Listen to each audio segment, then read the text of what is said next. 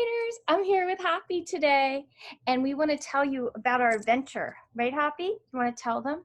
So, you know what happened? We went for a bike ride, and Hoppy and Ranger were running along with the bikes.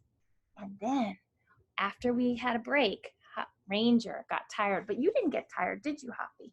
No, Hoppy didn't get tired. So, Ranger went in the backpack and he got a ride home with my daughter, Abby. So I'm going to use that story as I write a letter today. So let me put Hoppy down and I'll show it to you. Thanks, Hoppy. Okay. So do you remember we were learning about how to write a letter, and I told you my friend Mrs. Markel's helped me with this, and we have to pick someone to write to. And I was telling you about students sending love and that you could write to a nursing home, right? Talk to your teacher about that. That's what I'm doing. But you could also write to a friend or someone in your family or a teacher or a coach or a neighbor.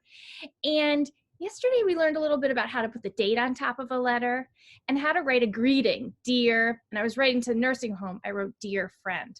Well, today, I want to talk more about what to put in the body of the letter, because we could tell a story, we can ask questions, we can describe a memory or something we like to do. So let me show you my letter and what I did, and we'll learn a little bit more about how to write this in a letter and even how to end it.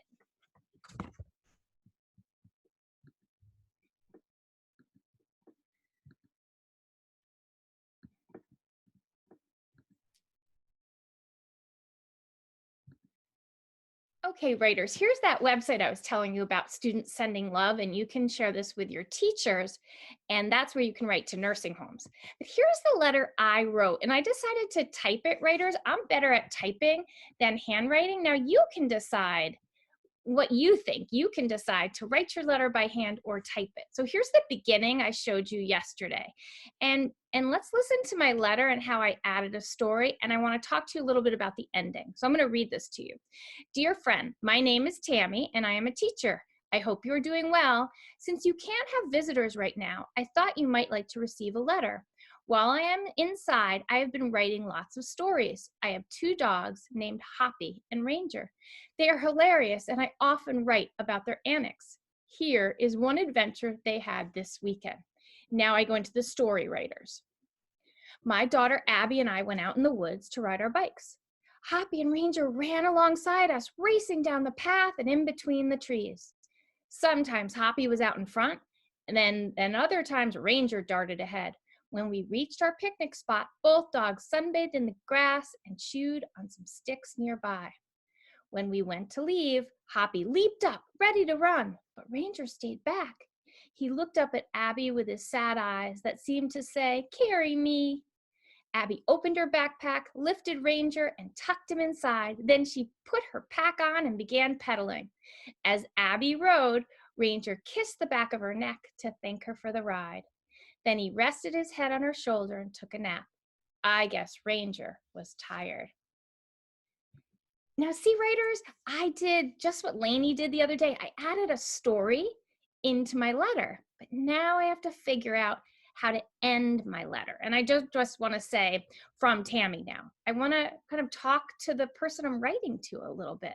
So a strategy we learned a while ago was to write a few different endings. And I did that. I want to show you. I tried some different endings to see what might sound right, in hoping these will help you. So let me share my screen again. Writers, so here are my endings. Let's look at these, and I want you to try writing a few different endings. So here's how I tried to transition between my story and ending my letter. Here's ending 1.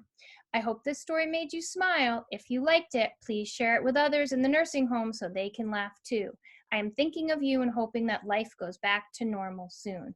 Did you see how I told them I was thinking of them, but also I could have said, you could try this, right? I gave them sort of something maybe you'll do. Maybe you'll share my story. Now let's look at ending 2. I tried something different. What did you think of the story? I hope it made you smile. Please know that there are lots of kids writing letters to nursing homes, hoping to make you feel connected to the outside world. So many kids are trying to be helpers too. Did you see how I started with a question? And then I tried to tell them about, like, kids are doing things. Kids are taking action, right? Giving a sense of hope. Now let's look at number 3. Isn't Ranger funny? He has a strong personality and he lets me know what he thinks. Please take care of yourself and hopefully life will get back to normal again soon. In the meantime, stay safe and know that lots of kids are working hard to make grown-ups smile. Again, I tried the question and I sort of said, here's what people are trying to do, and gave a sense of hope. So writers, when you're writing your letters, if you're making letters this week, but really, if whatever you're making, you want to think about trying a few different endings. Will you try kind of giving a call to action, which I did, sort of asking people to try something? Will you try a question? Will you end it in a hopeful way? See what you're going to do. And I want you to remember that no matter what you're making, you have your 4 steps, right? You're thinking of an idea, you're listing small moments, you're telling that the best you can by storytelling, and you're writing and drawing. So I will see you tomorrow and I will show you my letter and we'll work a little on editing. Happy writing, writers.